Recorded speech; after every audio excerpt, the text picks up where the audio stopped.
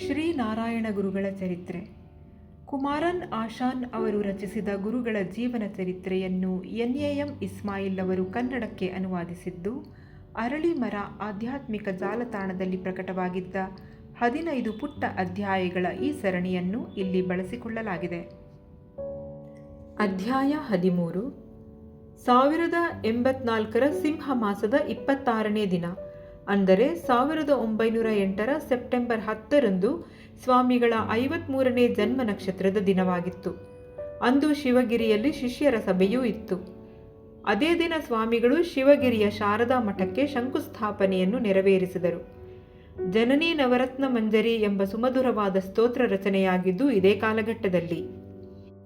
ಶಿವಗಿರಿ ಮಠದಲ್ಲಿ ಆಗ ಮಠದ ನಿತ್ಯ ಕರ್ಮಗಳ ಜೊತೆಗೆ ಧರ್ಮಶಾಸ್ತ್ರಗಳ ಅಧ್ಯಯನ, ವಿವಿಧ ಗ್ರಂಥಗಳ ಪಾರಾಯಣಗಳು ನಿಯಮಿತವಾಗಿ ನಡೆಯುತ್ತಿದ್ದವು.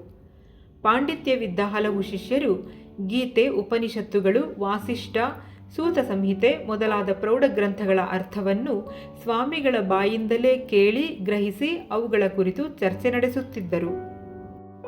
ದೇಗುಲ ನಿರ್ಮಾಣ ಮತ್ತು ಪ್ರತಿಷ್ಠಾಪನೆಗೆ ಸಂಬಂಧಿಸಿದ ತಾಂತ್ರಿಕ ಕ್ರಮಗಳು, ಕರ್ಮ ಸಂಸ್ಕಾರಗಳು ಮುಂತಾದವುಗಳನ್ನು ಕಲಿಯುವ ವ್ಯವಸ್ಥೆಯೂ ಅಲ್ಲಿತ್ತು. ಸ್ವಜನರ ವಿವಾಹ, ಅಪರ ಕರ್ಮಗಳು, ಶ್ರಾದ್ದ, ಕ್ಷೇತ್ರಪಿಂಡ ಇತ್ಯಾದಿಗಳಿಗಾಗಿಯೇ ಮಠದಿಂದ ವೈದಿಕರನ್ನು ಕಳುಹಿಸಿ ನಿಯಮಾನುಸಾರ ಅವುಗಳನ್ನು ನಡೆಸಲಾಗುತ್ತಿತ್ತು.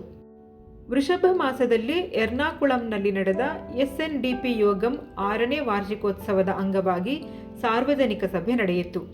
ಸ್ವಾಮಿಗಳು ಒಂದು ಲಿಖಿತ ಟಿಪ್ಪಣಿಯ ಮೂಲಕ ಧಾರ್ಮಿಕ ಮತ್ತು ಪರಂಪರಾನುಗತವಾದ ಆಚರಣೆಗಳಲ್ಲಿರುವ ಸುಧಾರಣೆಗಳ ಅನುಷ್ಠಾನದಲ್ಲಿ ಯೋಗಂ ಕಾಳಜಿ ವಹಿಸಬೇಕೆಂದು ತಿಳಿಸಿದ್ದರು. ಇದು ಸುಧಾರಣೆಗಳನ್ನು ಜನರು ಹೆಚ್ಚು ಉತ್ಸಾಹದಿಂದ ಸ್ವೀಕರಿಸುವಂತೆ ಮಾಡಿತು. ಇದಕ್ಕೂ ಕೆಲ ದಿನಗಳಿಗೆ ಮೊದಲೇ ಮತ್ತೊಂದು ಬೆಳವಣಿಗೆಯಾಗಿತ್ತು. ಉತ್ತರ ಮಲಯಾಳದ ಸಾವಿರಾರು ಈಳವರು ಪ್ರತಿ ವರ್ಷವೂ ಕೊಟ್ಟೆಯೂರ್ ಎಂದು ಕರೆಯಲಾಗುವ ತೃಚ್ಚಂಬರತ್ ದೇಗುಲಕ್ಕೆ ಪ್ರಯಾಣ ಬೆಳೆಸಿ ಅಲ್ಲಿ ಎಳನೀರಿನ ಅಭಿಷೇಕ ಮತ್ತು ಕಾಣಿಕೆಗಳಿಗಾಗಿ ಭಾರೀ ಮೊತ್ತ ವ್ಯಯಿಸುತ್ತಿದ್ದರು. ಇದನ್ನು ನಿಲ್ಲಿಸಿ ತಲಶ್ಶೇರಿಯ ಜಗನ್ನಾಥ ದೇಗುಲವನ್ನು ಇವೆಲ್ಲರೂ ಸಂದರ್ಶಿಸಲಿ ಎಂಬುದು ಸ್ವಾಮಿಗಳ ಅಪೇಕ್ಷೆಯಾಗಿತ್ತು. ಜನರಿಗೆ ಇದನ್ನು ತಿಳಿಸುವುದಕ್ಕಾಗಿ ಅವರು ಪತ್ರಿಕಾ ಪ್ರಕಟಣೆಗಳನ್ನೂ ನೀಡಿದ್ದರು. ವೃಷಭ ಮಾಸದ 29ನೇ ದಿನ ತಲಶ್ಶೇರಿಯ ಜಗನ್ನಾಥ ದೇವಾಲಯದಲ್ಲಿ ಅಭಿಷೇಕೋತ್ಸವವು ವಿಜೃಂಭಣೆಯಿಂದ ನಡೆಯಿತು. ದೊಡ್ಡ ಸಂಖ್ಯೆಯಲ್ಲಿ ಜನರು ಭಾಗವಹಿಸಿದ್ದರಿಂದ ಕಾಣಿಕೆಯ ಪ್ರಮಾಣವೂ ದೊಡ್ಡದಾಗಿತ್ತು. ಆ ವರ್ಷ ಕೊಟ್ಟಿಯೂರಿಗೆ ಹೋಗಿದ್ದ ಕೆಲವರು ದೋಣಿ ದುರಂತದಲ್ಲಿ ಮೃತಪಟ್ಟ ದುರದೃಷ್ಟಕರ ಘಟನೆಯೂ ನಡೆಯಿತು. ಇದು ಕೊಟ್ಟಿಯೂರು ಯಾತ್ರೆಗೆ ಹೋಗದೆ ಉಳಿದ ಭಕ್ತರಲ್ಲಿ ಸ್ವಾಮಿಗಳ ಮಾತಿನ ಬಗೆಗಿನ ನಂಬಿಕೆಯನ್ನು ಹೆಚ್ಚಿಸಿತು ಎಂಬುದು ಇಲ್ಲಿ ಉಲ್ಲೇಖಾರ್ಹ.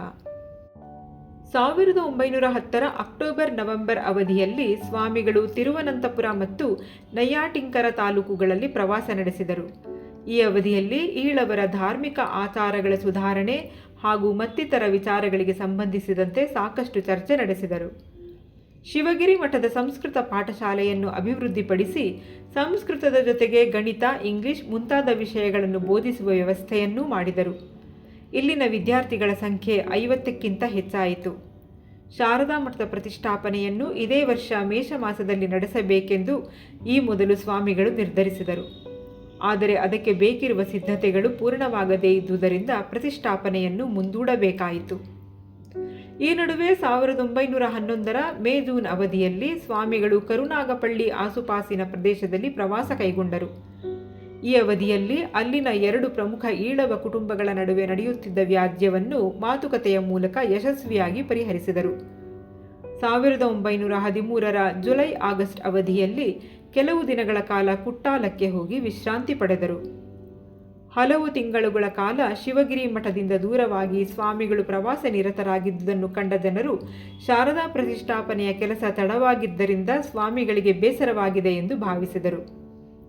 ವಾಸ್ತವದಲ್ಲಿ ಸ್ವಾಮಿಗಳನ್ನು ಸುದೀರ್ಘ ಪ್ರವಾಸಕ್ಕೆ ಪ್ರೇರೇಪಿಸಿದ ಸಂಗತಿ ಯಾವುದೆಂದು ಹೆಚ್ಚಿನವರಿಗೆ ತಿಳಿದಿರಲಿಲ್ಲ. ಜನರ ನಡುವೆ ಇಂಥ ಮಾತುಗಳು ಹರಡಿದ್ದನ್ನು ಗಮನಿಸಿದ ಯೋಗಂನ ಪ್ರಧಾನ ಕಾರ್ಯದರ್ಶಿಗಳು ತಲಶ್ಶೇರಿಗೆ ಹೋಗಿ ಸ್ವಾಮಿಗಳನ್ನು ಭೇಟಿಯಾದರು. ಶಾರದಾ ಪ್ರತಿಷ್ಠಾಪನೆಗೆ ಸಂಬಂಧಿಸಿದಂತೆ ಸ್ವಾಮಿಗಳ ಅಪೇಕ್ಷೆಯನ್ನು ಅರಿತು ಅವರ ಆದೇಶಗಳನ್ನು ಪಡೆದು ಹಿಂದಿರುಗಿದರು.